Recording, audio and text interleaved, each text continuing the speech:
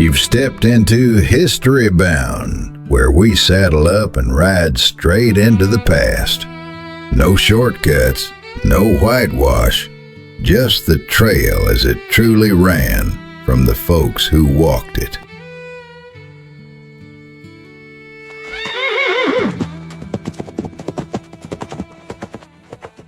Tom Ketchum and his older brother Sam came up the hard way, same as a lot of boys born into the back half of the 19th century, when the West was still more promise than fact. Folks later called Tom Blackjack, but he wasn't born with a gun in his hand or a noose waiting on him. He was born poor and restless and mean enough to survive. In that country and that time, those were the tools a man carried, whether he meant to or not. They were raised moving from place to place, following work the way tumbleweeds follow the wind. Texas first, then New Mexico and Arizona, always chasing a dollar and always one bad season away from nothing at all. The Ketchum boys learned young how to ride, how to rope, how to brand cattle under a sun hot enough to blister your neck raw. They slept on the ground more often than under a roof, and ate beans and salt pork till their teeth ached.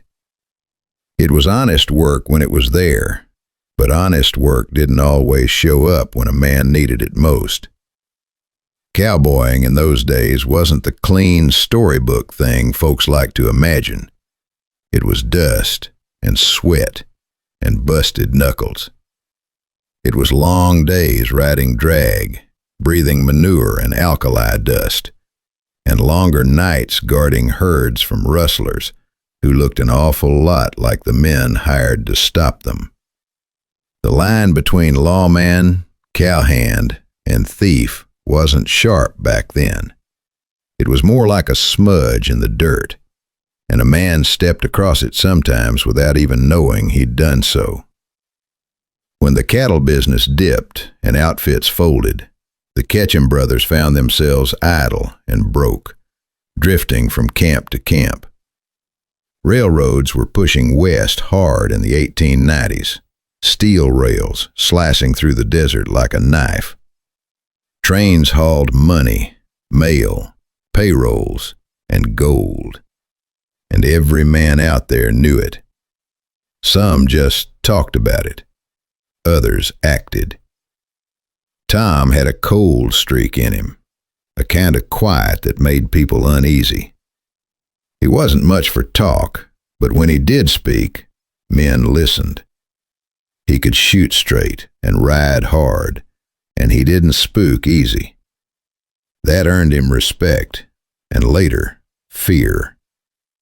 Sam, older and a touch steadier, tried at first to keep them in the realm of small-time crime, rustling a few head, holding up a stage, things that didn't draw too much attention. But the railroad brought temptation too big to ignore. By the mid-1890s, the brothers had fallen in with other outlaws, names that would later be tangled together in dime novels and newspaper ink. Men like Will Carver, and members of gangs that robbed along the Atchison, Topeka, and Santa Fe line. Those railroads ran through lonely country, miles from towns and law. And for a time, the Ketchums and their kind worked it hard. Train robberies weren't the clean jobs folks imagined either. You had to stop a moving iron beast, deal with armed guards, and pray nobody panicked. Sometimes it went smooth. Other times it turned bloody fast.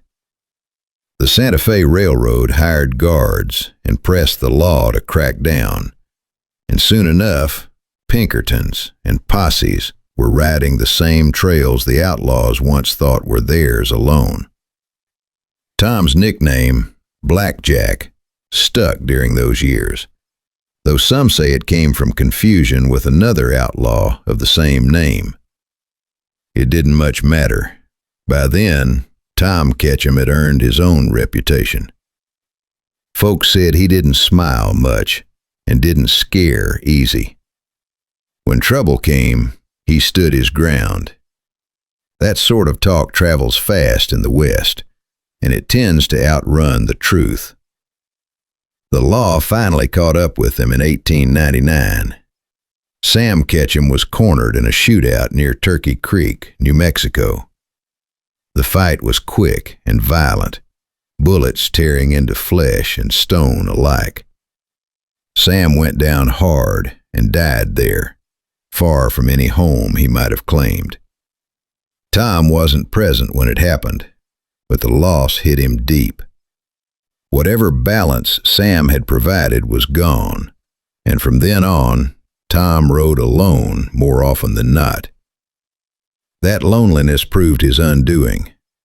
In July of 1899, Tom tried to rob a Santa Fe train near Folsom, New Mexico, acting solo.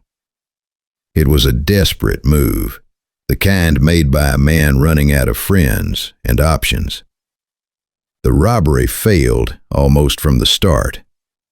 Railroad guards returned fire, and Tom was badly wounded. He tried to flee, but didn't get far before he was captured, bleeding and beaten.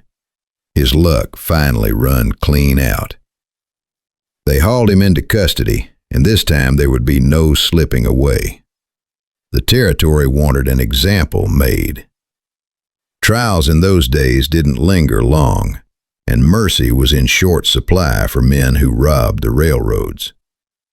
Tom was convicted and sentenced to hang. He sat in jail in Clayton, New Mexico through the winter of 1900, watched by guards and gawkers alike. Newspapers from back east printed his story, dressing it up with half-truths and wild speculation. To some, he was a monster. To others, a symbol of a fading frontier, a man who lived by the gun and would die by the rope. On April 26, 1901, they led Tom Ketchum out to the gallows. He walked steady, wounded leg and all, and spoke little. Witnesses later said he showed no fear, though it's hard to know what truly sits in a man's heart when he knows the end is at hand. What happened next went wrong in a way no one expected.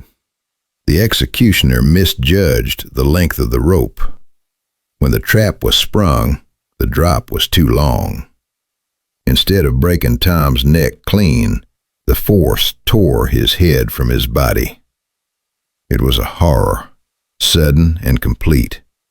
Blood spilling across the platform as onlookers recoiled in shock. Women fainted. Men turned away. The newspapers went wild. Photographs of the execution circulated afterward, macabre souvenirs of a botched hanging. Some folks saw it as justice carried too far. Others called it fitting.